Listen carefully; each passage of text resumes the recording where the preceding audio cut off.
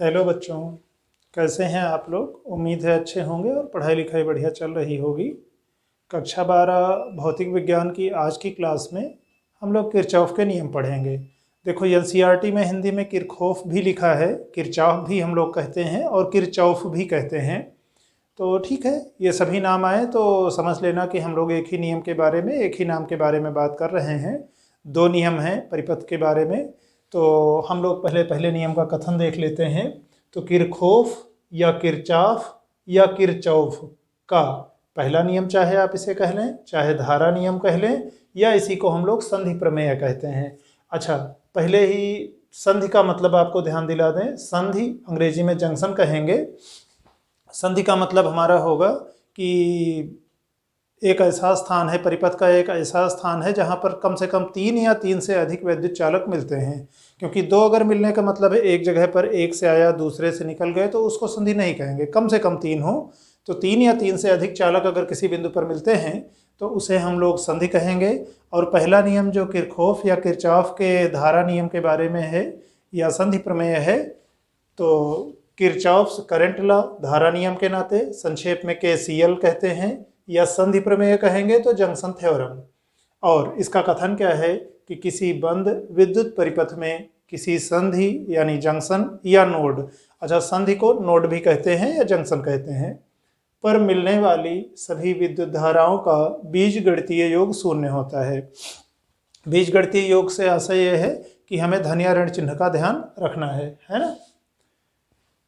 तो फिर से बस एक लाइन ये कि किसी बंद विद्युत परिपथ में, अब ऐसा है कि परिपथ का बीच का कोई एक हिस्सा आप ऐसा मत ले लीजिएगा कि बस हम तो इतने में ही धारा देखेंगे, वो बंद परिपथ होना एक ये जरूरी शर्त है। अब जैसे गणितीय रूप में हम इस कथन को कहें तो हम कहेंगे सिग्मा आई बराबर 0, यानी सभी विद्युत धाराओं का बीजगणितीय योग शून्य है। योग का मतलब बीजगणितीय योग, मतलब हमें चिन्ह का ध्यान रखना है। चिन्ह में अभी हम लोग क्या कहेंगे, पहले एक चीज हम लोग ध्यान रखें, जब हम विद्युत धारा की बात करते हैं तो धारा का मतलब है कि धनावेश की गति की दिशा। ठीक, विद्युत धारा प्रवाहित हो रही है यानी धनावेश गति कर रहा है। अब धारा किसी बिंदु की ओर जा रही है तो समझो धनावेश वहां पहुंच रहा है। धारा वहां से बाहर निकल रही है किसी संधि से तो समझो धनावेश वहां से हट रहा है। ठीक, इस चीज को ध्यान में रख के अगर हम कहें, अब जैसे इस उदाहरण में तो संधि की ओर जो आने वाली धाराएं हैं वो समझो वहां धनावेश लेकर जा रही हैं, यानी वहां कुछ वृद्धि कर रही हैं तो उसको हम धनात्मक लेंगे। और संधि से जो दूर जाने वाली या निकलने वाली विद्युत धाराएं हैं उनको हम लोग ऋणात्मक लेंगे। ठीक, अब इस चीज का ध्यान रखते हुए अब हम लोग इस चित्र का अगर देखें, ये एक उदाहरण है, ये संधि थी। I1 धारा आ रही है, I2 धारा यहाँ से जा रही है, I3 जा रही है, I4 आ रही है और I5 धारा भी निकल रही है ना। तो 5 हमने संधि पर दिखाया कि 5 वैद्युत चालक थे, कुछ धाराएं आ रही हैं। अब चित्र के हिसाब से अगर ये 5 धाराएं किसी संधि पर मिल रही हों तो ये जो हमने सिग्मा I बराबर 0 कहा है ना, इसका मतलब क्या है, I1 सभी धाराओं का बीजगणितीय योग शून्य। I1 आ रही है धनात्मक लेंगे, ठीक। I2 जा रही है तो ऋणात्मक लेंगे, तो प्लस माइनस I2 ऋण चिन्ह के साथ। I3 भी जा रही है तो प्लस माइनस I3, बस I3 के साथ माइनस चिन्ह, बाकी सबका जोड़ना है। I4 आ रही है तो प्लस I4 धनात्मक चिन्ह के साथ। I5 संधि से निकल रही है धारा संधि से तो प्लस माइनस I5। अब यहाँ आप देखो धन वाले I1 है और I4 है, आने वाली धाराओं में ये और ये हैं, एक साथ लिख लिया। माइनस चिन्ह कॉमन ले लें तो I2, I3 और I5 को एक तरह हम इस तरह लिख सकते हैं। अगर हम पक्षांतर करें तो ये माइनस के बाद वालों को हम उधर लेके जाएंगे तो इस रूप में लिख सकते हैं I1 प्लस I4 बराबर I2 plus I3 plus I5। ध्यान रखना ये हमेशा के लिए कोई सूत्र नहीं है, मुख्य यहाँ तक था, ये इस उदाहरण की व्याख्या है कि यहाँ हम इस रूप में कह सकते थे। अब यहाँ I1 प्लस I4 क्या है, संधि की ओर आने वाली धाराएं। I2, I3 और I5 का जोड़ क्या है, संधि से दूर जाने वाली धाराएं। तो जो हमने कहा था ना कि संधि पर मिलने वाली सभी विद्युत धाराओं का बीजगणितीय योग शून्य होता है, इसी को हम लोग दूसरे शब्दों में कह सकते हैं कि संधि की ओर आने वाली धाराओं का जो योग है वो संधि से दूर जाने वाली धाराओं के योग के यानी विद्युत धाराओं के योग के बराबर होगा। ठीक, यानी जिस दर से धनावेश पहुंच रहा है संधि पर, उसी दर से धनावेश हट रहा है, यानी संधि पर आवेश का संचय नहीं होगा, न ही पहले से वहां जितना संचित आवेश है उसमें कोई कमी आएगी। तो इसका मतलब कि यह नियम संधि पर आवेश संरक्षण को व्यक्त करता है। क्यों? क्योंकि जिस दर से वहां पर आवेश पहुंच रहा था उसी दर से वहां से आवेश हटता रहेगा। ठीक इसी तरह हम लोग देखते हैं किरचॉफ का एक दूसरा नियम है जिसे हम लोग वोल्टता नियम कहते हैं। और तो धारा की जगह वोल्टता हो जाएगा और संधि की जगह लूप हो जाएगा बंद पास, है ना। तो दूसरा नियम भी देखते हैं। अब हम लोग किरचॉफ का वोल्टता नियम देखते हैं या दूसरा नियम। पहला वाला धारा नियम था, दूसरा वोल्टता नियम है। पहले नियम को हम लोग संधि प्रमेय कहते हैं, दूसरे वाले में लूप प्रमेय है। दोनों किसी बंद परिपथ के लिए ही हैं। अभी इसमें पहले एक बार कथन इसका सुन लेते हैं। वैद्युत परिपथ के किसी बंद पास यानी क्लोज्ड मेश या लूप को ठीक ही है, लूप कहेंगे, है ना, लूप या मेश के अनुदिश सभी अवयवों में मुख्य रूप से हम लोग सेल और धारावाही प्रतिरोध की बात करेंगे। सेल का मतलब विद्युत सेल जो लगा है, और धारावाही प्रतिरोध का मतलब कोई ऐसा प्रतिरोध या प्रतिरोधक जिससे होकर के विद्युत धारा बह रही है। क्योंकि हम सरल परिपथ की बात कर रहे हैं तो आमतौर पर हम इन्हीं दो तक अपने आप को केंद्रित रखेंगे। तो जितने भी अवयव लगे हुए हैं किसी पास में, बंद पास में या लूप में, किसी विद्युत परिपथ के बंद हिस्से में, तो उनके सिरों के मध्य विभव परिवर्तनों या विभवांतरों का बीजगणितीय योग शून्य होता है। तो उस रूप में कहेंगे तो सिग्मा डेल्टा वी बराबर 0। ध्यान दीजिए, पहले में क्या था, सिग्मा आई बराबर 0। दूसरे में क्या है, सिग्मा डेल्टा वी बराबर 0। पहले नियम में क्या था, संधि पर मिलने वाली सभी धाराओं का बीजगणितीय योग शून्य होता है। दूसरे में क्या है, किसी बंद पास या लूप के अनुदिश सभी अवयवों यानी सेल या धारावाही प्रतिरोध जो भी लगे हैं उनके सिरों के मध्य विभवांतरों का बीजगणितीय योग शून्य होगा। ठीक, अब जैसे पिछले में आप गौर करिए, धारा वाले में हम लोगों ने प्लस और माइनस चिन्ह की बात की थी और ये कहा था कि जो संधि की ओर आने वाली धाराएं हैं उनको ये मानते हुए कि वो धनावेश को वहाँ ले जा रही हैं, वहाँ आवेश की मात्रा में वृद्धि कर रही हैं, उनको हम लोगों ने धनात्मक माना था। और संधि से जो दूर जाने वाली धाराएं थी उनको हम लोगों ने ऋणात्मक माना था। तो उसी का बाद में उपयोग करते हुए लास्ट में हम लोगों ने देखा था कि जो संधि की ओर जाने वाली सभी धाराओं का योग संधि से दूर जाने वाली सभी धाराओं के योग के बराबर था मान। उसी तरह से इसको हम दूसरे पदों में कह सकते हैं। एक तो ये हो गया जो कथन रूप में हमने कहा कि पास में सभी अवयवों के सिरों के बीच विभव परिवर्तनों का बीजगणितीय योग शून्य होता है। तो एक तो ये हो गया। इसी को दूसरे शब्दों में हम कह सकते हैं कि जितने भी सेल लगे होंगे उन सभी सेलों के विद्युत वाहक बलों का बीजगणितीय योग, और फिर दूसरा एक कौन सा है, धारावाही प्रतिरोध, उनके मतलब किस प्रतिरोध और उनकी संगत धाराओं के गुणनफलों के बीजगणितीय योग के बराबर होगा। तो ठीक है, उस रूप में कह सकते हैं। जैसे वहाँ था कि संधि की ओर आने वाली धाराओं का योग संधि से दूर जाने वाली धाराओं के योग के बराबर था, वहाँ दो हिस्से में बांट लिया था हमने सिग्मा आई बराबर 0 को। यहाँ भी हम लोग सिग्मा डेल्टा वी बराबर 0 को दो हिस्सों में बांट लेंगे कि जो भी अवयव हमारे लगे हुए हैं बंद पास में, एक अवयव हो गया सेल, दूसरे हो गए धारावाही प्रतिरोध, तो सभी सेलों के मध्य विभव परिवर्तनों या विभवांतरों का जो बीजगणितीय योग है वह उसी पास में सभी प्रतिरोधों और उनकी संगत धाराओं, मान लो किसी में कुछ और धारा है किसी में कुछ दूसरी धारा है, उनके गुणनफलों के योग के बराबर होगा। लेकिन एक टेक्निकल चीज़ है जो हमें ध्यान रखनी है, जब हम इस रूप में कहेंगे तो हमारी चिन्ह परिपाटी अलग होगी, जब हम इस रूप में कहेंगे तो खासतौर पर यहाँ पर चिन्ह परिपाटी अलग होगी। तो हम ज़्यादा बेहतर पहले इसको समझ रहे हैं तो पहले हम लोग इस रूप में देख लेते हैं। और हमने ये जो चार चित्र बनाए हैं ये इसको ध्यान में रखते हुए बनाए हैं, है ना। तो फिर से बाकी अभी इस पर हम लोग एक आंकिक प्रश्न हल कर लेंगे। इसका जानबूझ के हमने पास का उदाहरण नहीं बनाया है, इस पर एक आंकिक प्रश्न हल कर लेंगे तो वहाँ देखते हैं कि हम लोग पास नियम को कैसे लगाएंगे। फिलहाल अभी सिग्मा डेल्टा वी बराबर 0 के लिहाज से देखें तो हमारी चिन्ह परिपाटी क्या होगी, परिपथ में जो भी हमारा बंद पास होगा उस बंद पास में जो हमारे चलने की दिशा होगी, हमारे पास दोनों ऑप्शन होंगे, हम वामावर्त चल सकते हैं या दक्षिणावर्त चल सकते। तो एक हमने ये पथ बनाया है, पथ का मतलब रास्ता, कि इस रास्ते से हम परिपथ से गुजर रहे हैं। ये कोई एक सेल थी जिसमें ये छोटा वाला जो दिख रहा है ऋण इलेक्ट्रोड है, बड़ा वाला जो दिख रहा है वो धन इलेक्ट्रोड है। और जब आपके चलने की दिशा इस तरह से है कि आप ऋण से प्रवेश करते हुए धन से बाहर निकलते हो तो दो तरीके से इसको आप समझ सकते हो। एक तो ये कि आप उस सेल के हिसाब से चल रहे हो क्योंकि उसके धन से बाहर निकल रहे हो, ठीक, धारा भी उसी दिशा में जा रही थी डिस्चार्ज के समय, तो इसका मतलब इसके विद्युत वाहक बल को हम धनात्मक लेंगे। या दूसरा आप ऐसे कह सकते हो कि जब इस सेल से आप गुजरे थे ना, चलने का रास्ता आपका ये था ना, पथ हमने ऐसे बनाया है, तो पहले ये इलेक्ट्रोड मिला था, बाद में ये वाला इलेक्ट्रोड मिला है। विभवांतर क्या होता है? बाद का विभव माइनस पहले का विभव। बाद वाला विभव धनात्मक है, पहले वाला ऋणात्मक है। धनात्मक में से कुछ ऋणात्मक अगर आप घटाओगे तो जब ऋणात्मक को घटाओगे ना तो माइनस माइनस प्लस हो जाएगा, तो ये टोटल आएगा हमारा प्लस, है ना। और इसी तरह से किसी सेल से अगर हम इस तरह से गुजरते हैं कि उसके धन इलेक्ट्रोड से प्रवेश करते हैं और ऋण से बाहर निकलते हैं, तो ये पहले मिला है ना, ये बाद में मिला है ना, विभवांतर क्या होगा? बाद वाला माइनस पहले वाला, यानी कुछ ऋणात्मक और उसमें से कुछ धनात्मक घटा रहे हो। धनात्मक घटाओगे तो ये भी माइनस हो जाएगा, ये भी माइनस, दोनों मिलके माइनस होंगे। तो यहाँ हमें विद्युत वाहक बल ऋणात्मक लेना है, यानी इस चिन्ह परिपाटी के लिए, इस संबंध के लिए जब हम सिग्मा डेल्टा V बराबर 0 कह रहे हैं कि सभी अवयवों के मध्य विभव परिवर्तनों का बीजगणितीय योग शून्य है किसी बंद पास में, तो सेल के जब हम ऋण से प्रवेश करके धन से बाहर निकलेंगे तो उसके विद्युत वाहक बल को धनात्मक लेंगे, धन से प्रवेश करके ऋण से बाहर निकलेंगे तो उसके विद्युत वाहक बल को ऋणात्मक लेंगे।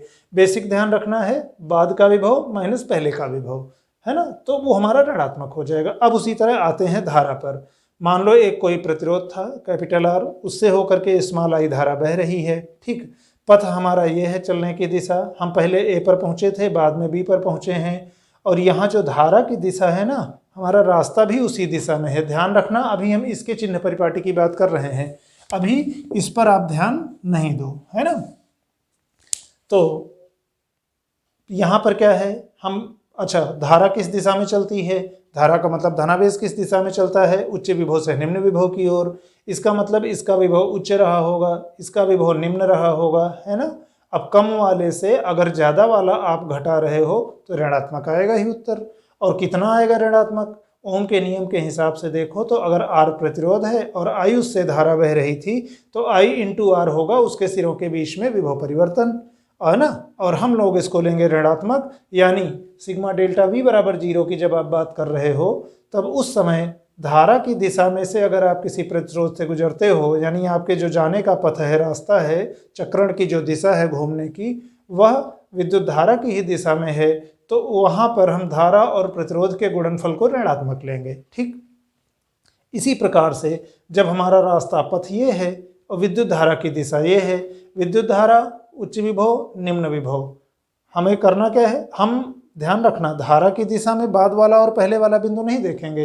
विभवांतर का मतलब क्या है? बाद वाला माइनस पहले वाला। हमारे लिए बाद वाला ये है ना, क्योंकि पथ यानी रास्ता हमारा ऐसे था, तो उस स्थिति में इसका विभव माइनस इसका विभव, है ना। कम ज़्यादा वाला विभव माइनस कम वाला विभव, क्योंकि धारा इधर बह रही है, तो ज़्यादा में से कम घटाओगे तो धनात्मक आएगा।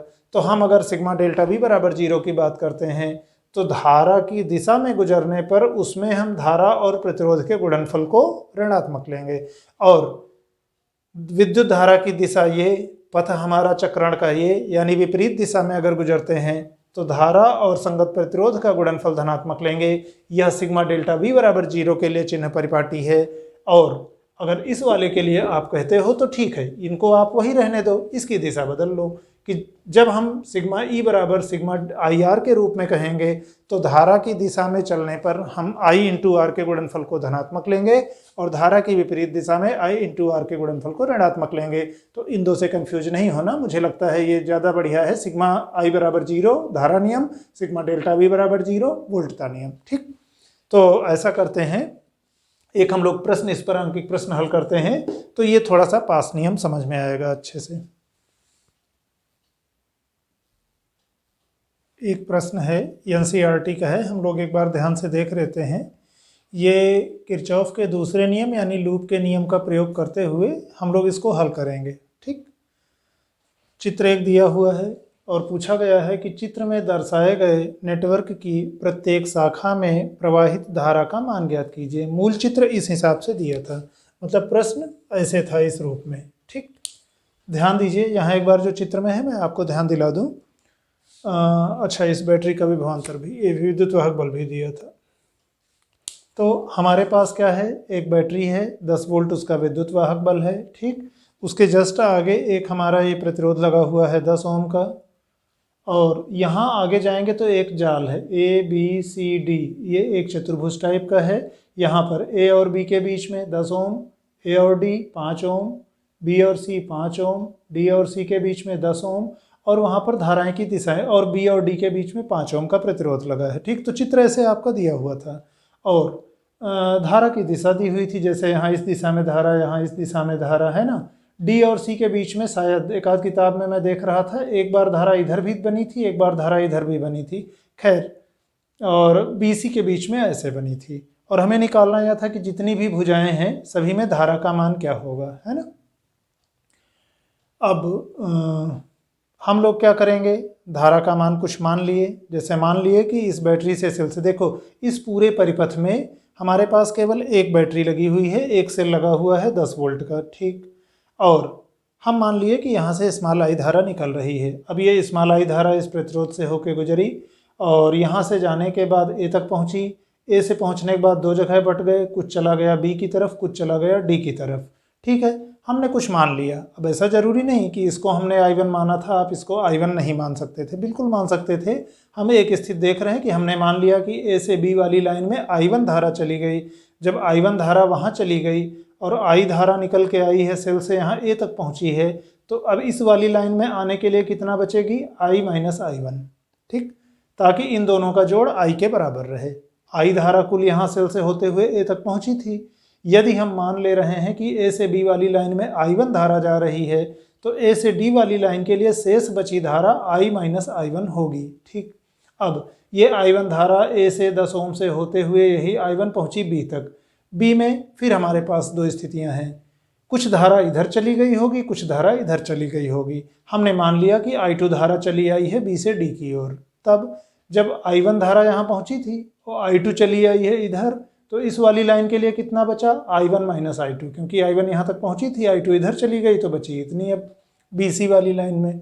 और जब आप D से C की ओर जा रहे हो, ठीक, यहाँ A से D की ओर कितनी आई है, I माइनस I1, और ये I2 धारा आते हुए इससे मिल गई है, मिल करके तब इधर निकली है। यानी इस वाले में I माइनस I1 जो इधर से आई थी, I2 जो इधर से आई थी, ये दोनों मिलकर इधर से निकली। तो संधि के नियम से देखो तो संधि की ओर आने वाली सभी धाराओं का योग संधि से दूर जाने वाली धारा के बराबर होगा मान के, है ना।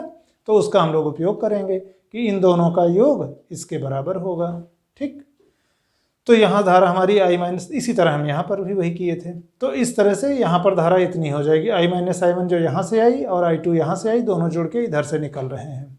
अब फिर बाद में C पर आप देखो, इधर से कितनी आई है, I1 माइनस I2, और यहाँ से इतनी जा रही है।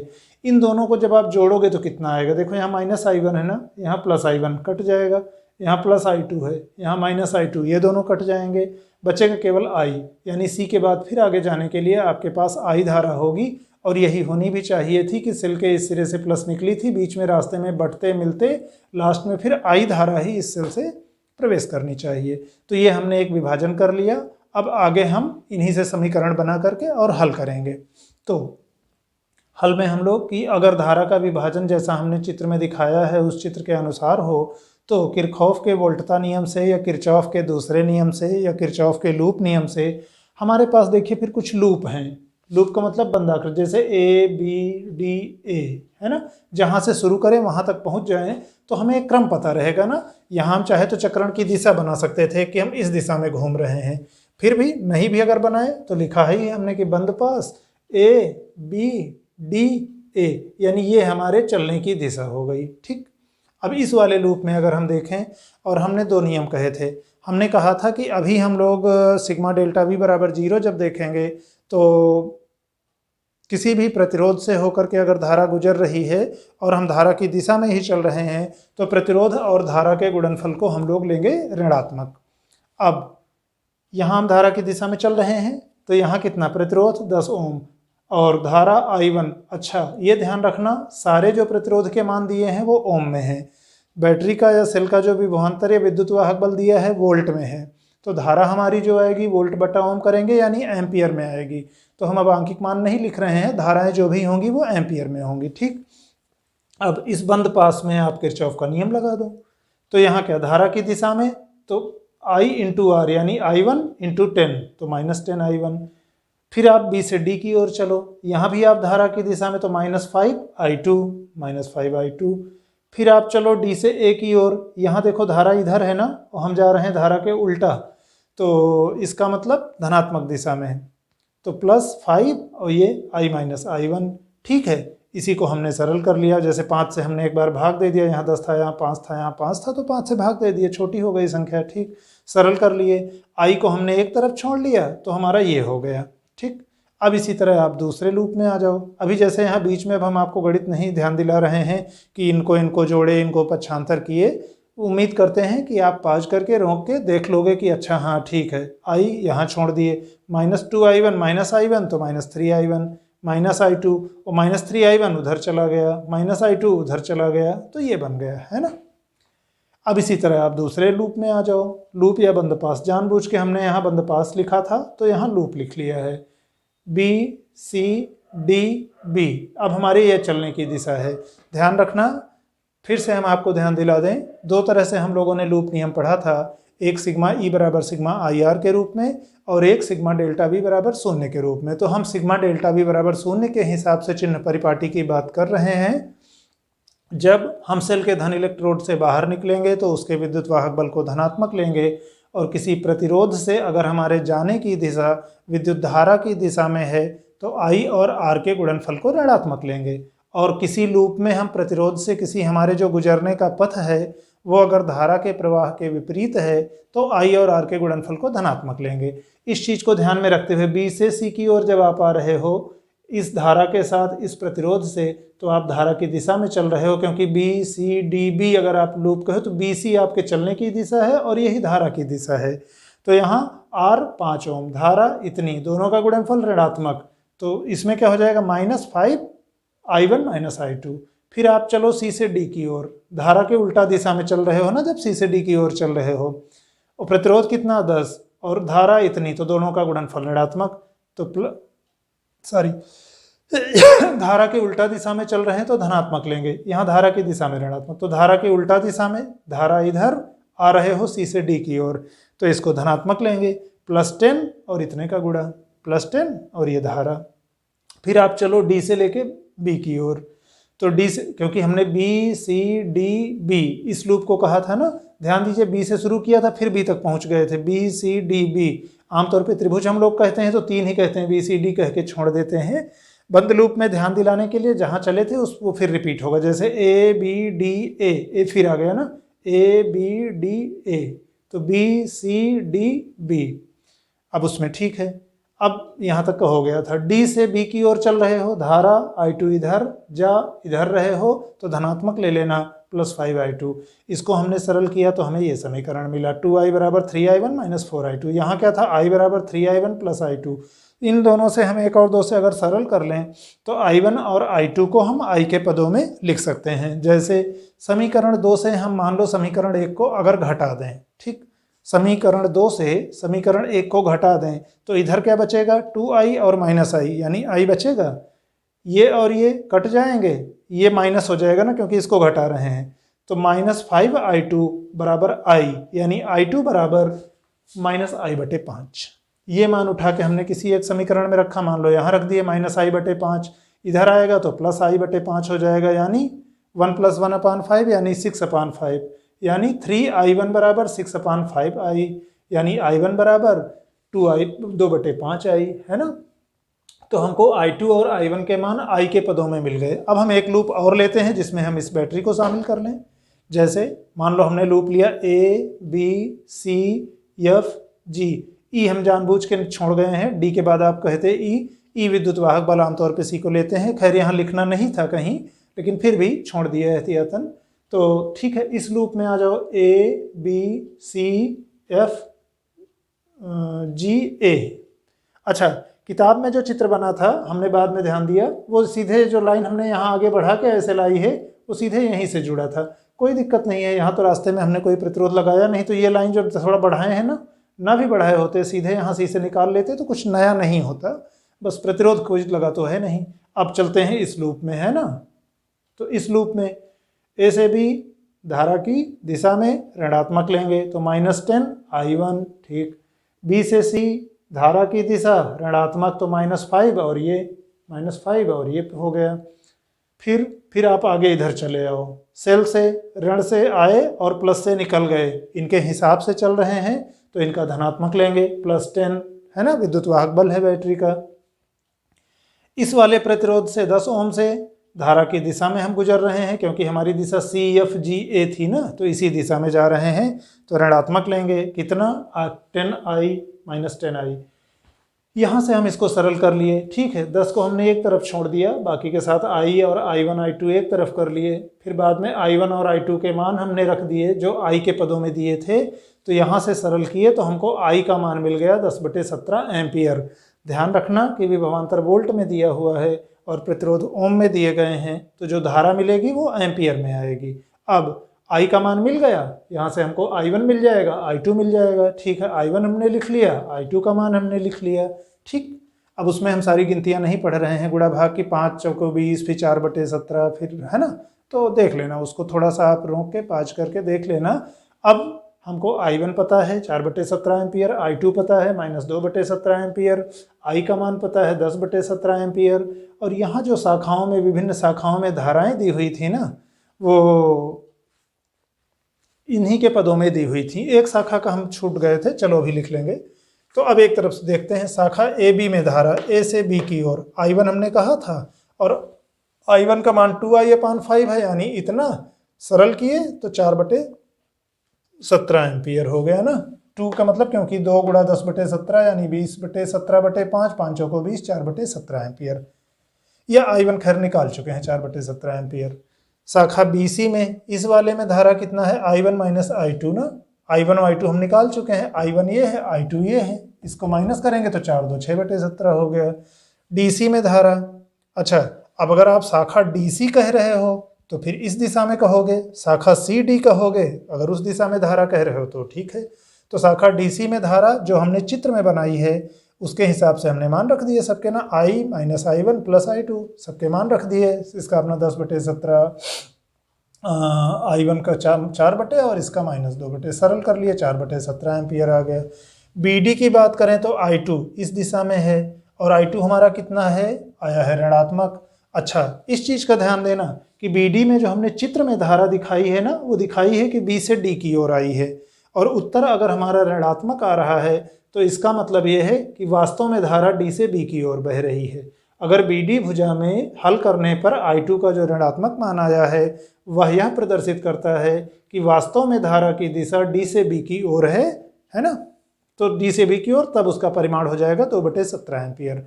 तो यही हमने लास्ट में लिख लिया था कि यह D से B की ओर की धारा की दिशा है ना, B से D नहीं, क्योंकि चित्र में हमने B से D बनाया है।